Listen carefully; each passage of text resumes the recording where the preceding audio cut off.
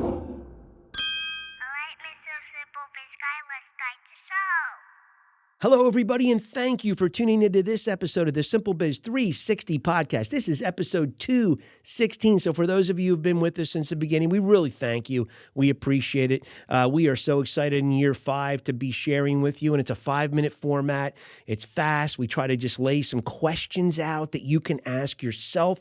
And they're questions baked on continued improvement, but they're kind of centered on this whole notion of creating better experiences for our customers. We've been chasing this concept since 1988 when I read a TARP study that simply said 26 out of 27 people have had a bad experience, failed to tell the company that created that bad experience. And why is that? Because they don't expect anything to change. 91% of those unhappy customers, they defect, they leave, they never come back. A good portion of those go on to tell 9 or 10 associates, friends, colleagues, neighbors, and 13% of those 91% of the people who left, they go on to tell 20 or more people. So there's this infectiousness that happens to companies that aren't in touch with what's creating this bad experience. And our job is to talk about this, is to flush out some of these things that are causing or that could cause these bad experiences, and get you to ask yourself questions at home, in your place of business, in your rocking chair, in your lounge chair at the lake, in the cabin, wherever. And man, come to terms with this and try to figure out ways you can prevent this from happening. So today we're going to be talking about sending, tracking, and collecting on invoices. And you're probably thinking, what a crazy, who doesn't do that? Well, let's take my family, and you guys have families, you got stories, you got business stories. Just check this out.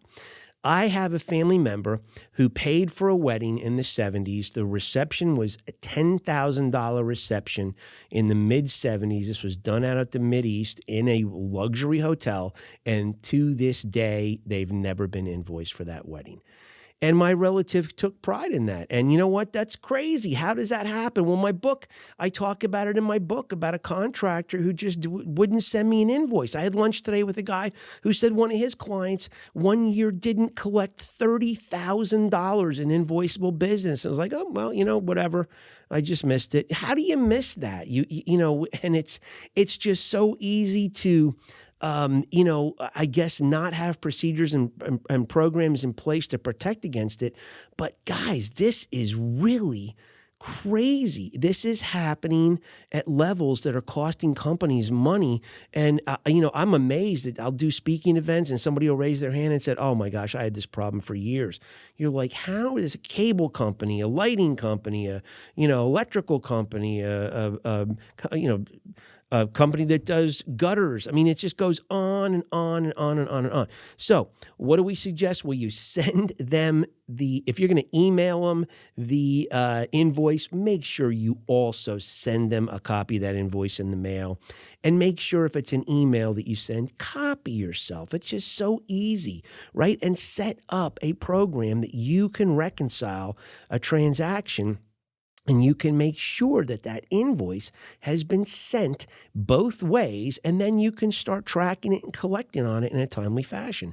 And then track it for 30, 60, 90 days and older. Make sure you're looking at these open ARs. I mean, so many little companies don't do it. You have to. You got to get some help from the outside if necessary, but you've got to do it.